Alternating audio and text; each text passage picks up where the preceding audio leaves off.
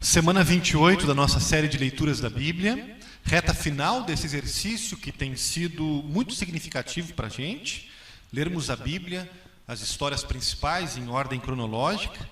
Nós passamos os últimos 7 dias lendo os textos da ressurreição de Jesus. Foi Páscoa novamente aqui na igreja, o que é tranquilo porque para um cristão Páscoa é todos os dias, é todos os domingos. Então hoje nós estudaremos um pouco mais sobre a ressurreição de Cristo. Muitas abordagens podem ser feitas, porque a ressurreição de Cristo ela está muito bem documentada no Novo Testamento, ela permeia todo o ensino, e eu escolhi como foco de reflexão o texto de João, capítulo 20, versículos 16 a 23, onde nós vemos 2 encontros de Jesus ressuscitado com discípulos seus. Foram muitos os encontros que Jesus teve com os seus seguidores depois que ele ressuscitou. A gente viu isso essa semana. Cada um é muito interessante. Por questões de tempo, escolhi 2 destes encontros que estão registrados na sequência no Evangelho de João.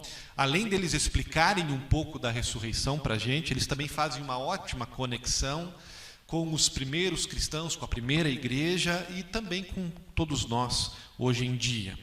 Primeiro encontro, o encontro de Jesus com Maria Madalena.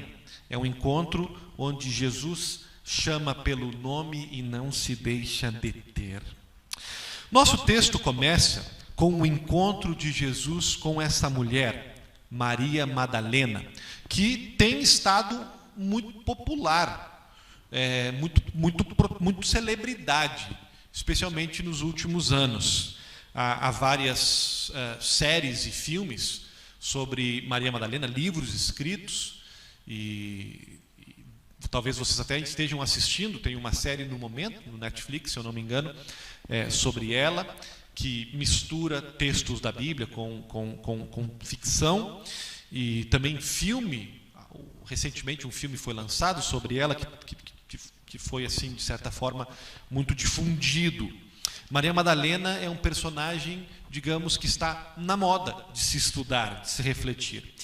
E parece que foi com ela que Jesus Cristo ressuscitado se encontrou por primeira vez. Isso por si só já chama a atenção. A Maria Madalena é dado esse privilégio. Por quê?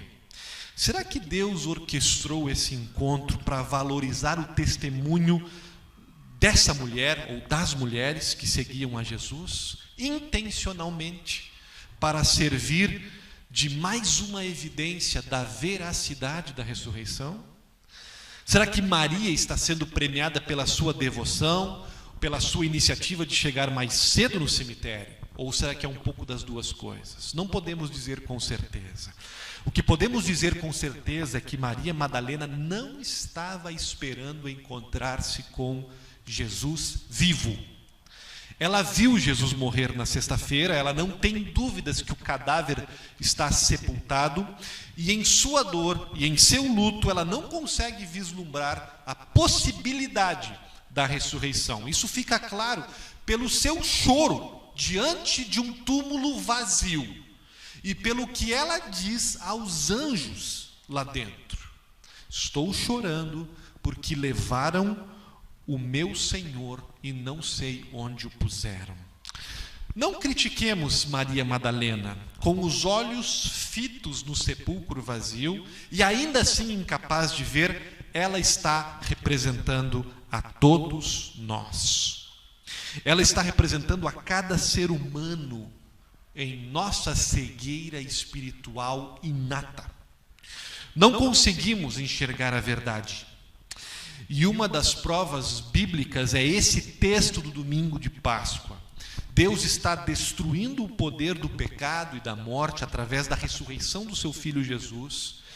E isso acompanhado de meses e meses e anos em que Jesus ensinou a respeito desse acontecimento. E, no entanto, nós temos aqui Maria Madalena e depois os outros discípulos também não conseguindo processar o que está acontecendo de jeito nenhum. Somos assim, e porque somos assim, fé é e precisa ser um dom de Deus, uma intervenção dele. Vendo Maria incapaz de crer, Jesus intervém. Assim que Maria responde aos anjos a razão da sua tristeza, Jesus se aproxima dela, mas ela não reconhece que ele é o seu Salvador. Ele pergunta: mulher, por que você está chorando? A quem você procura? É incrível essa pergunta de Jesus, como ela repercute tudo o que nós vimos no Antigo Testamento, todo esse ano, e nos evangelhos nas últimas semanas. Deus perseguindo o ser humano, o seu interesse, mas a sua ternura nas interações. Em vários lugares, Deus confrontando as pessoas seriamente equivocadas, não tanto com declarações intimidadoras, mas com perguntas gentis e ao mesmo tempo reflexivas. No jardim do Éden, ele indaga aos desobedientes Adão e Eva: onde vocês estão? O que aconteceu para sentirem vergonha? A Jonas, o profeta rebelde, Deus pergunta: você tem certeza que está certo em se sentir raivoso? Os terapeutas sabem que não basta dizer às pessoas como viver. Dirigir-lhes perguntas ajuda a fazê-las reconhecer os próprios erros, a descobrir e abraçar a verdade de coração. E as perguntas de Jesus têm esse caráter semelhante. Por que choras? Na verdade, é uma leve reprimenda, um chamado a despertar. A quem procuras? Expressa o convite mais penetrante a ampliar os horizontes e ao reconhecimento de que a opinião que Maria tinha de Jesus, sua devoção era positiva, mas ainda assim limitada. Madalena, ainda cética, supondo que Jesus fosse o jardineiro, respondeu: se o Senhor o tirou daqui, diga-me onde o colocou. Faço uma pausa para convidar vocês a notarem esse detalhe. Maria confunde Jesus, supõe que aquele homem com quem ela falava era o jardineiro do cemitério. Nós debatemos isso no grupo de estudo nesta semana. Numa exegese mais alegórica, espiritualizando essa cena, mais em sintonia com os ensinamentos da Bíblia, poderíamos fazer aqui uma relação com o primeiro jardim, onde Adão e Eva fracassaram como jardineiros e acabaram amaldiçoando a humanidade e a criação. Com a queda em pecado, seria Jesus o novo jardineiro, aquele que veio justamente para restaurar todas as coisas? Seria o domingo da ressurreição o primeiro dia, a inauguração oficial desse novo tempo, desse projeto de salvação, de conserto que Deus está realizando? Eu gosto de pensar assim. Rembrandt me inspira a fazer. Pintor holandês, um dos maiores artistas da história, teve essa sensibilidade de imaginar um Jesus jardineiro naquele dia, com pá e tesoura na mão. Mas se você não acha que essa relação é possível, tudo bem. Caso queira um argumento a mais, considere o que escreveu um dos maiores poetas, filósofos, teólogos do século XX, Chesterton. Ao amanhecer do terceiro dia, chegaram os amigos de Cristo e encontraram a pedra levantada e o sepulcro vazio. De várias formas deram-se conta da nova maravilha, mas mesmo eles, seria difícil entender que naquela noite o mundo morria. O que eles contemplavam era o primeiro dia de uma nova criação, com um novo céu e uma nova terra, e com aspectos de jardineiro, Deus caminhou mais uma vez pelo jardim. Não no frio do anoitecer, mas no do amanhecer. Seguimos. Maria não reconhece Jesus por alguma razão, ou não olhou direito, ou Jesus estava um tanto longe, ou mesmo diferente, ou ainda acontece com Maria o que acontece com a gente quando estamos machucados, doídos, enlutados com alguma perda importante. Ficamos paralisados, cegos. Jesus precisa se revelar de uma forma mais clara. Como ele faz? Chamando-a pelo nome. Jesus diz: Maria. E a nossa mente viaja até o Antigo Testamento, profeta Isaías. Assim diz o Senhor que te criou, o Deus que te formou no ventre. Não temas, porque eu te remi. Não temas. Chamei-te pelo teu nome. Tu és meu. Quando Maria ouviu o seu nome, a ficha caiu. Porque Maria reconhece a Jesus no exato momento que ele a chamou pelo nome próprio dela. Será que foi o tom de voz, o jeito de Jesus falar? Pode ser. Ser chamado pelo nome por alguém a quem amamos é especial. O som da voz de alguém que amamos nos chamando é algo difícil de ser esquecido. Imagine essa pessoa para você, essa pessoa amada, morta. Nunca mais ouvi-la chamar você. Muitos de nós temos gente assim. Quanta falta faz. Quanto daríamos para ouvir de novo o nosso nome na boca daquela pessoa? Agora imagine essa pessoa ressuscitando e chamando Paulo, Solange, Jonatas, Vera, Henrique, Helena, Elizabeth, Adriana. Não a minha voz, não o meu sotaque, o da pessoa amada. É especial, gente. Talvez não tenha tanto a ver com o tom de voz ou o jeito de falar de Jesus, mas quem sabe havia até um significado maior nesse vocativo Maria. Quem sabe Jesus estava afirmando ela como pessoa, como ser humano, em sua identidade mais valiosa. Nós a chamamos hoje de Madalena, e quem sabe era assim que chamavam ela na época. Mas Madalena não é tão especial como Maria. Porque Madalena significa de Magdala, que era a região de origem de Maria, uma região da Palestina. Chamar Maria de Madalena é chamá-la, por exemplo, como a gente chama um sujeito de baiano, de gaúcho, de paranaense do pé vermelho, de nordestina da cabeça grande.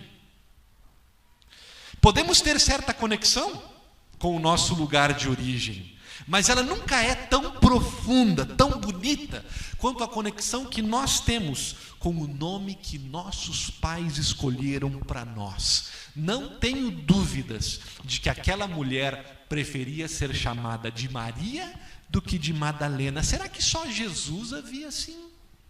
A respeitava assim? Era sensível a isso? Pode ser. Ou ainda pode ser algo mais interessante. Porque poderíamos imaginar que Maria Madalena era conhecida por outros nomes, apelidos pejorativos talvez, alcunhas baseadas em sua fraqueza, em sua doença, em seu pecado. Eu conheço um monte de gente que é chamada pelo seu defeito, pelo seu pecado. Será que Maria Madalena era chamada de a louca endemoniada? Ela fora assim uma vez. Será que ela era mais conhecida como Bruna Surfistinha? Existe uma tradição que a identifica assim, um nome profissional, apesar da Bíblia não explicitar que ela era prostituta. Será que só Jesus a conhecia por Maria? Tem uma série no YouTube que eu recomendo muito para vocês, chamada The Chosen, que conta essa história da Madalena, da Maria Madalena, nessa perspectiva. Está disponível, é nova, é confiável. Episódio 1, a redenção de Maria Madalena. O autor imagina essa mulher atribulada por espíritos demoníacos que, para se sustentar, vendia o corpo. E na história, ninguém sabe seu nome verdadeiro, porque ela tinha enterrado o nome verdadeiro dela. Por vergonha, por decepção, ela se apresenta na cidade como Lilith. E é assim que ela é chamada e conhecida por todos. Até que um dia aparece alguém que conhece o seu segredo e que olha para ela de forma diferente e que justamente a chama pelo seu nome. Maria. Isso não está na Bíblia, gente, mas poderia estar, porque a boa teologia aqui, como alguém escreveu, o diabo sabe o teu nome, mas te chama pelo teu pecado. Deus sabe o teu pecado, mas te chama pelo teu nome. Independentemente se Maria tinha ou não trauma com o seu nome, é quando Jesus a chama pelo nome que ela reconhece. E imediatamente responde Rabone, que em hebraico quer dizer mestre. Ela se dá conta e confessa: ele está vivo, o meu Jesus está vivo, de verdade, ressuscitou. E é o primeiro que fica claro nesse encontro. E imediatamente nós vemos no versículo 17 outra coisa intrigante, porque nos é dito que Jesus lhe diz para ela: não me detenha, porque eu ainda não subi para o meu Pai. João não narra toda a cena, deixa implícito o que a Maria fez. O que ela fez? Ela abraçou Jesus. Ela se agarrou em Jesus, ela o segurou de alguma forma. É por isso que Jesus diz: não te detenha. Aqui há um ensinamento nesse encontro: não me detenhas, Maria. Eu entendo perfeitamente a Maria. Se a mim me fosse dado a oportunidade de me reencontrar com uma pessoa que eu amo, que já morreu, ou melhor, quando isso acontecer, eu não vou soltá-la.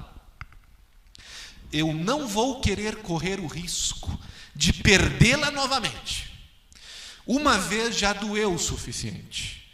Eu farei o possível e o impossível para aquele reencontro durar para sempre. Parece que é o que Maria está fazendo aqui. Ela quer eternizar o momento, ela quer aproveitar ao máximo, ela quer, por assim dizer, Jesus só para ela, mas ela não terá o que ela quer. Suas intenções podem ser boas, mas ela não está no controle. O ressuscitado não pode ser detido. Não me detenhas, Maria. O ressuscitado está e permanecerá solto. E nós podemos aplicar isso em nossas vidas de muitas maneiras. Uma delas é atualizar o não me detenhas de Jesus para as tentações que nós sofremos de querermos de vez em quando nos agarrarmos em Jesus, ter Deus preso aos nossos braços para usá-lo quando precisamos, para manipulá-lo como um gênio da lâmpada. Esse encontro de Maria com Jesus ressuscitado está nos dizendo isso. Não somos Aladim, não somos donos de Deus, não temos exclusividades com Jesus. Podemos abraçá-lo, mas teremos que soltá-lo, porque ele não é só nosso, porque ele é indomável, porque ele está solto, não teremos controle, não teremos monopólio. E talvez isso soe esquisito para você, mas pondere se isso não é uma tentação real que a gente tem de vez em quando. Quem não gostaria de um Deus que pudesse controlar, de um Deus que dissesse amém para todas as nossas vontades, para todas as nossas certezas? Se pudéssemos ter um Deus que votasse no nosso candidato, que passasse pano para os nossos ídolos de estimação, que fizesse vista grossa para os nossos pecados, mas fosse rigoroso com o pecado do vizinho, se pudéssemos, esse seria o nosso Deus ideal. Todos gostaríamos, no fundo, de um Deus que estivesse sempre pronto para responder nossas orações do jeito que a gente quer. E sempre, e quando isso acontece com a gente, meus irmãos, Jesus nos diz: não me detenhas. Eu estou solto e livre. Preciso estar. Sou assim. Podemos não gostar, gente, mas é o que a gente precisa. Isso é boa notícia para a gente, porque precisamos de Jesus assim, de um Deus assim. Um Deus do nosso bolso, nas nossas mãos, é apenas uma miniatura de nós mesmos, é uma fraude, não funciona, não é real, e porque não é real, não pode nos ajudar de verdade.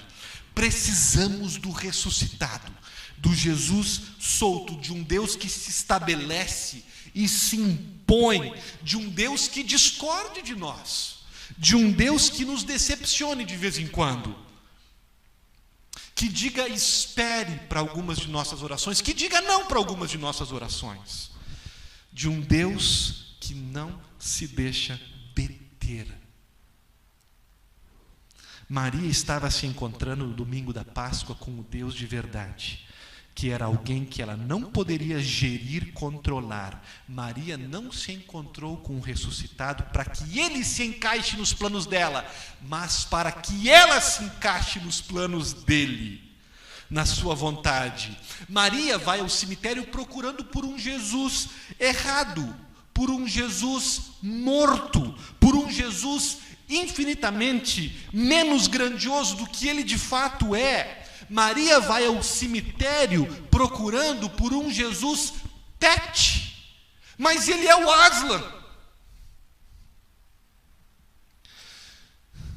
E ela vai sair de lá com uma missão: não me detenhas, Maria. Eu estou solto e eu solto você. Eu libero você. Eu comissiono você para me acompanhar nesta missão. E eu te faço, Maria, a primeira missionária cristã.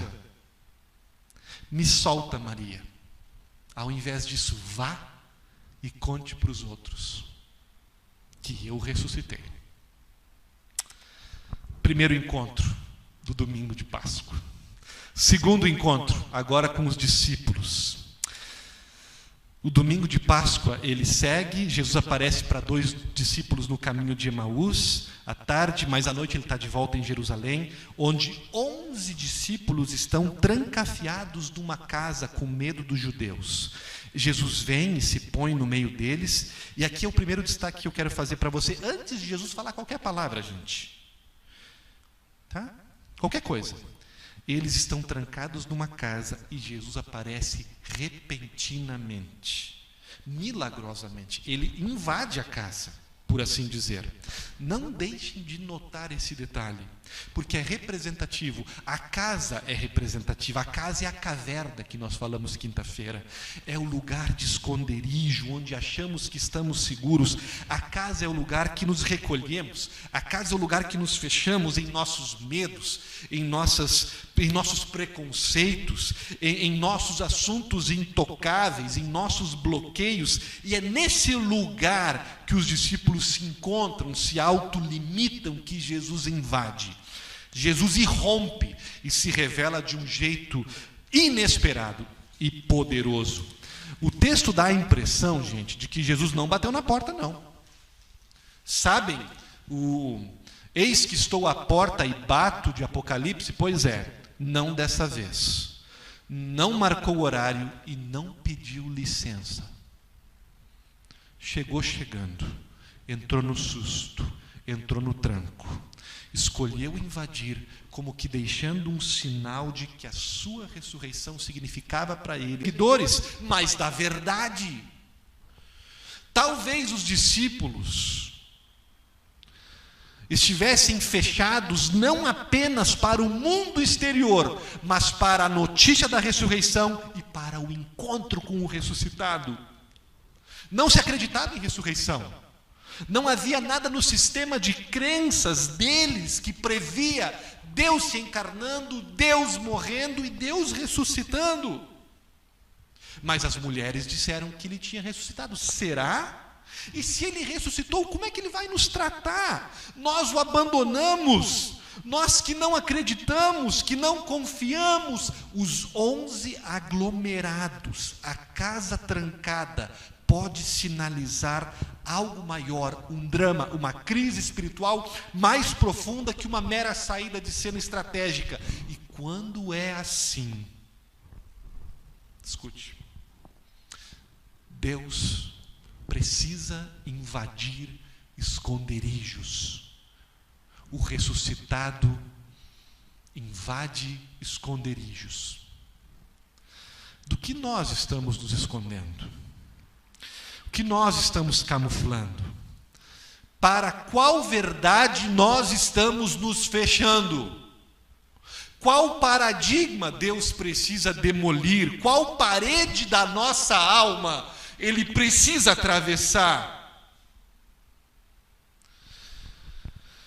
Essa parece ser a primeira apropriação legítima para a gente meditar nesse encontro de Jesus com os 11 discípulos, nessa irrupção divina.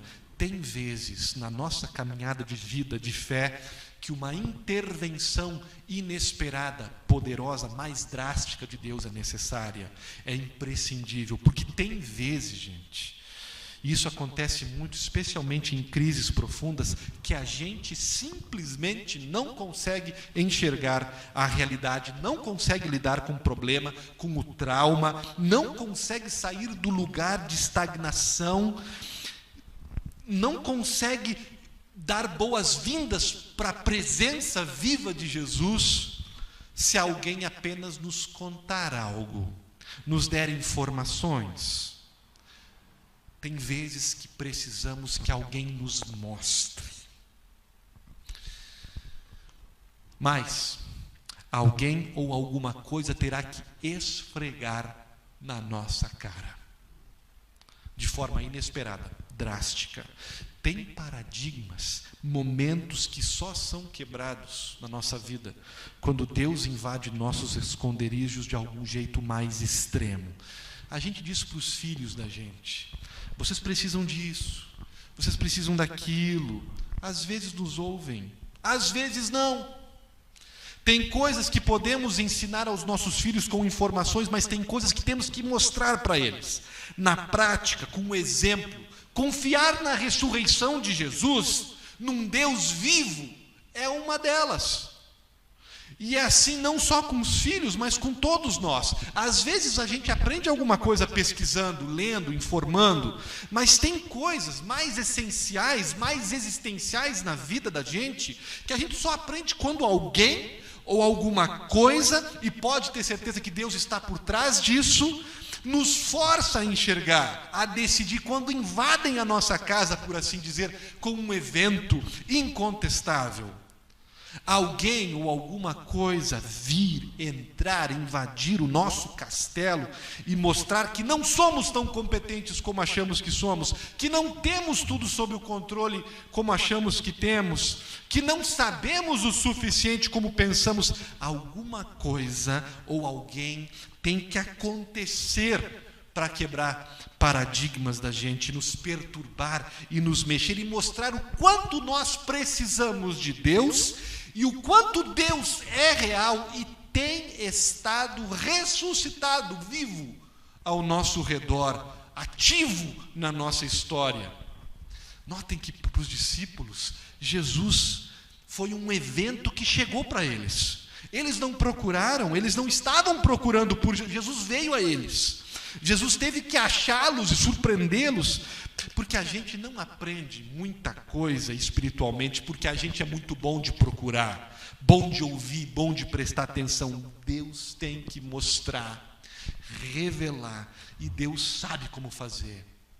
E às vezes Ele faz tocando na ferida, abalando estruturas físicas, emocionais, que nós levantamos contra Ele e contra nós mesmos. Sabe que muito sucesso, por exemplo, pode ser uma forma de Deus quebrar paradigmas, porque a gente chega lá, né? Quando eu penso assim, quando eu finalmente conquistar, chegar no topo da minha carreira, aí eu vou ficar suficientemente satisfeito. Só que a gente não fica saciado. Isso quebra paradigmas. Isso abre nossos olhos de que a felicidade é muito maior do que um punhado de títulos e de dinheiro. De que esse mundo não é suficiente. Uma dificuldade, uma provação pode quebrar paradigmas. Porque a gente se acha capaz de aguentar tudo, qualquer pressão, qualquer coisa, e de repente a gente percebe que a gente não é de ferro, que não é invencível, que tem situações que não temos as condições para lidar. Uma mudança, uma queda, um fracasso, uma crise, uma conquista, uma pessoa, uma doença, uma pandemia. Prestem atenção como Deus é criativo e no fundo amoroso, porque não desiste de nós e faz o que for necessário para chamar a nossa atenção, para encontrar-nos em nossos esconderijos. Não tenha dúvida de que Deus faz. Ele precisa fazer. E um segredo de pastor para vocês. Nós, pastores, muitas vezes oramos por momentos assim. Não pedimos o mal para ninguém, não. Só que às vezes sabemos que nossas ovelhas estão ou se perdendo, ou teimosas, ou com bloqueios, e as informações que a gente passa, os aconselhamentos que a gente passa, não estão resolvendo. E a gente humildemente intercede. Invada a casa deste teu filho, desta tua filha, e rompa. Chegue de forma milagrosa, poderosa, traga a crise para que essa pessoa enxergue no fundo que o Senhor Deus é real, que o Senhor Jesus está vivo, e isso muda tudo, tudo. O encontro com os discípulos nos ensina mais coisas sobre o ressuscitado. Após ter invadido o esconderijo, Jesus os saúda: paz seja com vocês. Shalom. Era a saudação costumeira e ela vinha em boa hora. Lucas nos diz no seu evangelho que eles estavam com medo e ficaram com mais medo ainda quando Jesus apareceu. Qual é o antídoto para esse medo, para essa dúvida? Não foi o que Jesus diz, gente, mas o que Jesus mostra, versículo 20. E dizendo-lhes isso, lhes mostrou as mãos e o lado. Então, os discípulos se alegraram em ver o Senhor. Notem, após a invasão e uma breve saudação, não veio a palestra, não veio a aula, não veio o corretivo. O que é que veio? Vejam, meus filhos, o que eu fiz por vocês. Vejam as minhas mãos, vejam o meu lado, toquem nessas marcas, sintam o meu corpo mutilado. Jesus entra e não diz para eles: vamos repassar algumas coisas aqui, vamos repassar as bem-aventuranças, as parábolas. Jesus nem mesmo diz o famoso eu avisei, eu disse para vocês. Não é uma palavra primordialmente que o Jesus ressuscitado tem para os discípulos e para nós. É a glória de um gesto, é a glória de uma cicatriz, é a realidade de um corpo sacrificado, crucificado por nós. Então, diz o texto, os discípulos se alegraram. Então, a ficha caiu. Então, o elefante da sala foi empurrado para fora. O elefante do medo, da vergonha, da descrença foi expulso daquele lugar. O que é que Deus está aqui nos querendo ensinar? Em última análise, que o que transforma corações, o que transforma os discípulos naquela noite de domingo, a igreja de Atos, depois, na sequência, o que sensibiliza Maria no domingo de manhã, é uma experiência, um contato com a graça de Deus. Não há nada mais poderoso do que, nada que nos faça sentir-nos mais valorizados por Deus, do que enxergar e pôr as nossas mãos nas mãos furadas e no lado espetado de Jesus, do que observar as marcas da cruz. É ter estas cicatrizes bem na frente dos nossos olhos. Podem apostar que quando o autor de Hebreus recomendou que vivêssemos uma vida com os olhos fixos no autor e no consumador da nossa fé, Jesus, ele tinha isso em mente. Não qualquer Jesus, mas o ressuscitado marcado. Não o Jesus sentado num trono ou numa cátedra, mas o Jesus de braços estendidos e mão marcada. Vejam o que eu fiz por vocês. Toquem nisso. Comam e bebam disso. Quando foi a última vez que você fez isso? Ver, refletir no que Jesus fez por você, no que Ele precisou fazer. Não deixe de fazer, porque isso nos enche de vida, de temor, de humildade. Refletir no que Jesus decidiu, quis fazer por amor, nos enche de gratidão, nos afirma. Ele esteve disposto a perder o universo para não perder você. Ele esteve disposto a ser abandonado pelo Pai, a ser excluído da Trindade, a ir até o inferno para te resgatar, e tudo por amor incondicional. Não havia nada em você, em mim, que merecesse a atenção de Deus. Não havia nada atraente no ser humano, não havia nada que trouxesse lucro na gente para Jesus, não havia que trouxesse nada, nenhuma vantagem para, e Ele nos amou mesmo assim. Somos valorizados e produzimos no mundo pelo que a gente faz. Jesus nos valorizou por amor incondicional. Então, vendo aquilo de novo, os discípulos se alegraram e, como Maria mais cedo, também quiseram perpetuar o encontro, matar a saudade, sentar aos pés do Mestre. Mas Jesus, em segundos, fez o que fez com Maria, porque ele está solto. Jesus ressuscitado está com pressa. Há uma notícia a ser espalhada, há um mundo a ser abençoado, e imediatamente ele coloca os seus discípulos em missão. Assim como eu fui enviado, eu estou enviando vocês. E para Maria ele disse: avisa todo mundo que eu ressuscitei. Para os discípulos ele acrescenta: proclamem o perdão de Deus ao mundo. Se de alguns vocês perdoarem os pecados, serão perdoados. Se os retiverdes, serão retidos. A autorização, o comissionamento para sermos embaixadores da reconciliação de Deus com as pessoas. A autorização para dedicarmos nossas vidas ao anúncio do amor, da graça, da misericórdia de Deus ao próximo, lá onde a gente vive, onde Deus nos colocou. Jesus invade esconderijos, Ele mostra o seu amor e Ele envia-nos a uma missão. E como a gente participa disso?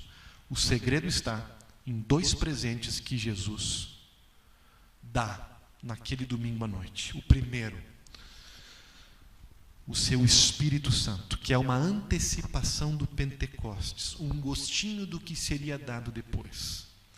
Vem com um gesto simbólico de um sopro, como Deus soprou nas narinas de Adão, dando-lhe vida, como um salva-vidas sopra nas narinas de um afogado, Jesus sopra em nós. O Espírito Santo que nos congrega, chama, ilumina, santifica, capacita e nos acompanha dia a dia na nossa missão de vida. E o segundo presente é a paz, porque Jesus intencionalmente repete a paz. A paz, primeiro, foi uma saudação inicial, mas depois, caprichosamente, ele repete shalom. Primeiro para saudá-los, depois para enviá-los. A paz que acolhe, a mesma paz que vai empoderar a missão, o nosso dia a dia na vida. E não é apenas um desejo, mas uma promessa de Jesus. Vão, façam o bem, anunciem perdão, abençoem o mundo. Vão, que a minha paz, que sobrepassa todo o entendimento humano, guardará vocês. Amém.